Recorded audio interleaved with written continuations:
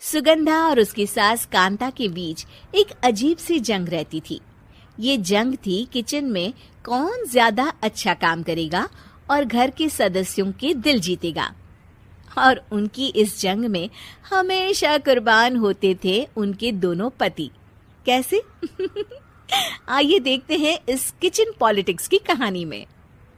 एक दिन किचन में, माँ जी, आज मैं बना रही हूँ मेथी की सब्जी।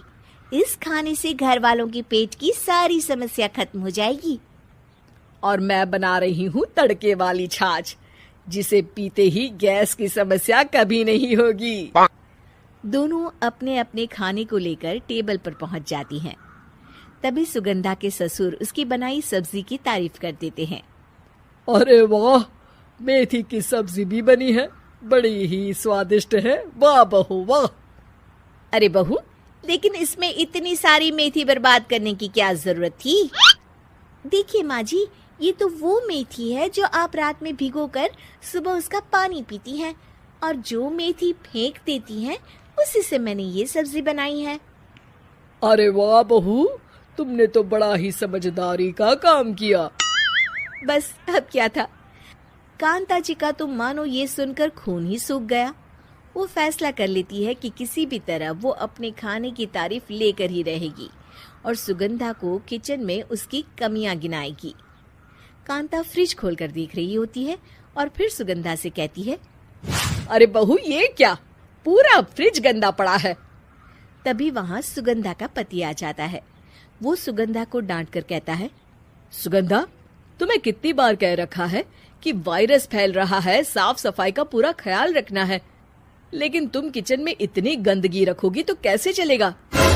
सुगंधा सास की तरफ देखती है जहाँ वो मुस्कुरा रही होती है। सुगंधा समझ जाती है कि सास ने उससे बदला लेने के लिए ये सब किया है। दोनों रात के खाने की तैयारी में लग जाती हैं।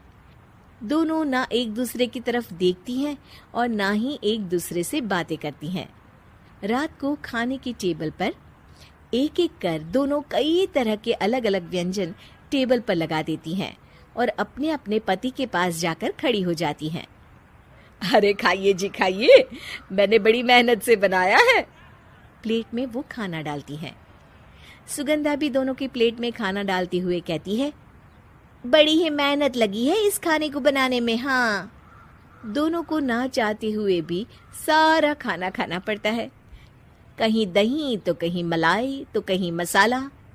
और इन सब के बाद दोनों बड़ी ही मुश्किल से अपने कमरे में सोने जाते हैं। लेकिन अगली सुबह सुगंधा का पति चिल्ला रहा होता है, हाय रे हाय, मेरा तो पेट खराब हो गया। हाय माँ, बहुत दर्द हो रहा है। तो वहीं कांता के कमरे से भी कुछ ऐसी ही आवाज आने लगती है। हे भगवान, इस सास बहू की लड़ाई हमारी जान लेकर रहेगी। जाओ कोई डॉक्टर को बुला कर लाओ। डॉक्टर आते हैं। दोनों को देखकर कांता और सुगंधा से कहती हैं, देखिए, आप दोनों इन्हें खाने में हल्का ही दीजिएगा। हो सके तो रात का खाना जल्दी खाया करे और वॉक किया करे। इतना कहकर डॉक्टर वहां से चले जाते हैं। जिसके बाद एक बार फिर से दोनों बहुएं किचन में जाती हैं और खाना बनाने में लग जाती हैं। रात में खाने के टेबल पर दोनों एक बार फिर से खाना लगाने लगती है। पापा जी, मैंने ये पतली मूंग की दाल की खिचड़ी के साथ ये पापड़ और पुदीने की चटनी भी बनाई है। अरे बहू, अभी अभी बेचारे पेट की बीमारी से गुजरे हैं। इतना भारी खाना तो डॉक्टर ने भी मना किया है ना। देखिए, मैंने आप दोनों के लिए सूप बनाया है। और दोनों उन लोगों की प्लेट में खाना डालने लगती हैं। तभी दोनों एक साथ बोल पड़ते हैं, बस करो, हमें माफ करो।